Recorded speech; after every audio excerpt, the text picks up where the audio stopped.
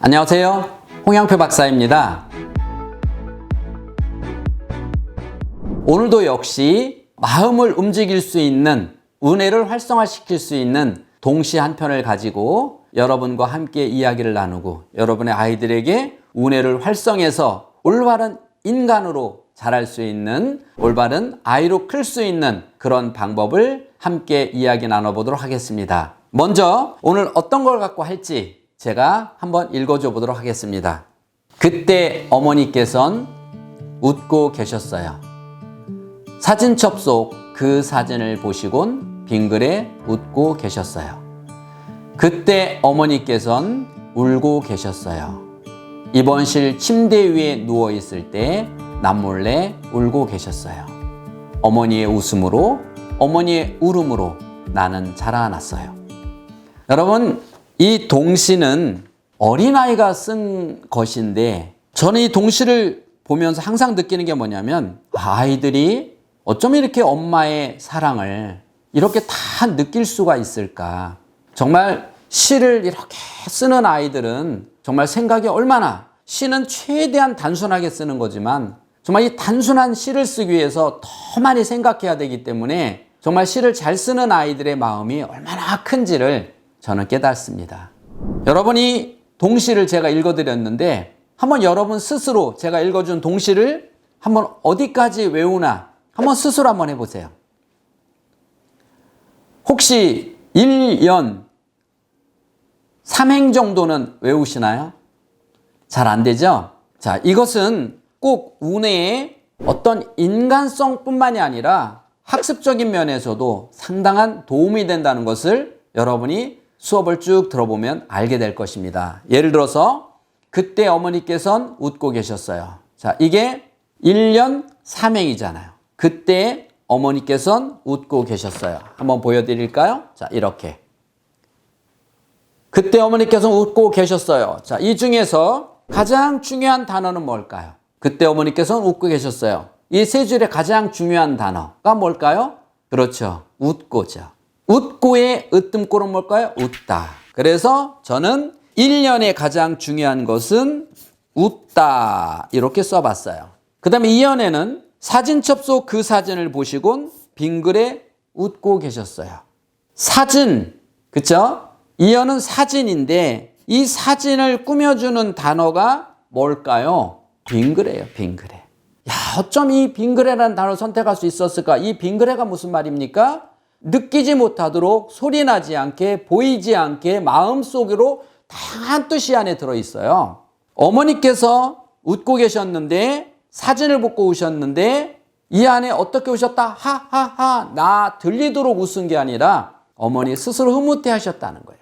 3년, 그때 어머니께서 울고 계셨어요.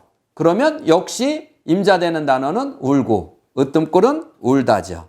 울다. 4연, 뭐를 보고 울었어요? 입원실 침대 위에 누워있을 때, 침대 위에 누워있을 때 어떻게? 남몰래. 여러분, 남몰래라는 뜻을 또 한번 보세요. 남몰래는 뭡니까? 역시 빙그레와 같아요. 그런 의미예요. 엄마가 나 보는 데서 막 아파하지 않았지만 뒤돌아서서 혼자 아파하시는 어머니의 모습. 그래서 여기 1년, 2년은 어머니의 사랑으로, 3년, 4년은 어머니의 울음으로 나는 자라났어요. 자, 그러면 이것을 보면은 자, 요렇게 만들 수가 있을 것 같아요. 그런데 저는 여기서 정말 깜짝 놀란 게 있었습니다. 어머니가 무엇을 보고 웃었나요? 사진이요. 혹시 여러분 어떤 사진이라고 이 안에 써 있던가요?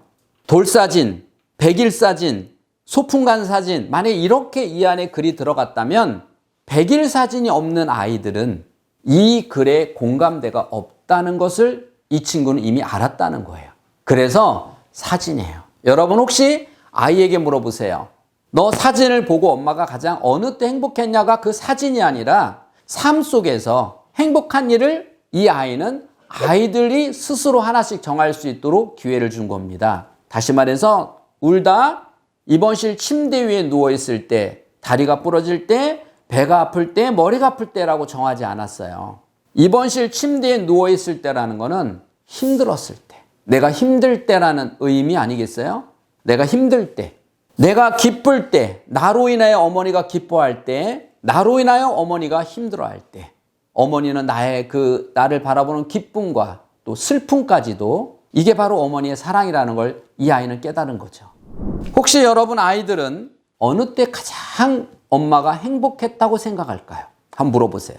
자, 너는 어느 때 엄마가 가장 행복하다고 생각하니? 혹시 아이가 이렇게 대뜸 말하면 여러분 문제 있는 거 아닐까요? 100점 맞을 때요. 이렇게 말한다면 여러분 뭔가 생각이 잘못된 거 아닐까요? 또 엄마가 나를 위해서 어느 때 가장 마음 아파했을까? 저는 아이들에게 직접 물어봅니다. 자, 살면서 어느 때 엄마가 정말 마음 아파했을까?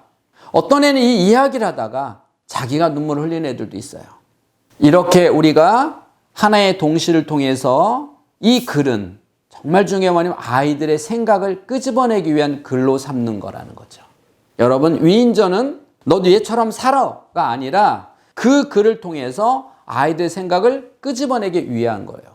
제가 이런 얘기 드렸던 기억나십니까? 병아리는 어떤 색? 노란색. 그렇게 하지 말라고 그랬죠? 그러면 노란색 후레시카드는 무엇으로 쓰는 거냐? 얘야, 이게 뭐야? 병아리. 그러면 접으라는 거죠. 병아리 봤니? 아이 생각을 끌어내는 거잖아요. 어디서 봤어? 네가 본 병아리 색깔은 어땠어? 아, 흰색도 있고 점박이도 있고 약간 검은 것도 있고 꼬리 쪽만 흰색도 있었구나. 맞아. 이렇게 아이의 생각을 끌어내기 위해서 써야 되는데 병아리는 노란색. 이렇게 아이에게 이걸 통해서 가르치니까 아이는 주입식이 되니까 아무 병아리를 보고 왔어도 병아리는 무슨 색? 노란색 이렇게 되는 거죠. 모든 교육은 이 동시를 외워. 왜 외우는지 아십니까? 이 동시를 외우기 위해서 아이가 이 동시를 통해서 한 다리 짚고 자기의 생각과 자기 마음을 여기다가 끌어내도록. 그래서 저도 아이들에게 이걸 통해서 자, 우리 엄마는 내가 어떻게 했을 때 가장 행복했을까? 5가지를 한번 이야기해 보자. 그동안 살면서 곰곰이 생각해 봐. 어느 때 어머니가 가장 마음 아파했을까? 얘는 어머니의 마음 아파했던 것을 한 번도 깊이 생각해 본 적이 없어요. 이 아이에게 엄마가 나 때문에 마음 아파했던 적을 정말 깊이 생각하도록 해주니까 발표하면서 생각하면서 눈물을 흘린다는 거죠. 이건 무슨 말입니까? 변화의 시작이라는 거예요. 여러분, 주입식이라는 것과 열린 교육은 아주 간단한 겁니다. 이것을 외워. 그리고 시험 봐. 이게 주입식이에요. 하지만 이 글을 통해서 네 생각을 끄집어내볼까? 지난 시간에 했던 엄마가 아파서 내가 설거지를 하였다. 아이가 한 설거지를 통해서 아이가 행동의 변화를 줄 수 있도록 만들어주는 것. 이게 열린 교육입니다. 여러분도 오늘부터 바로 한번 시작해 보세요.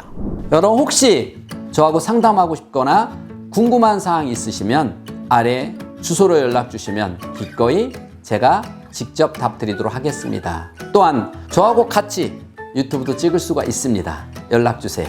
지금까지 인간수업의 홍양표 박사였습니다. 감사합니다.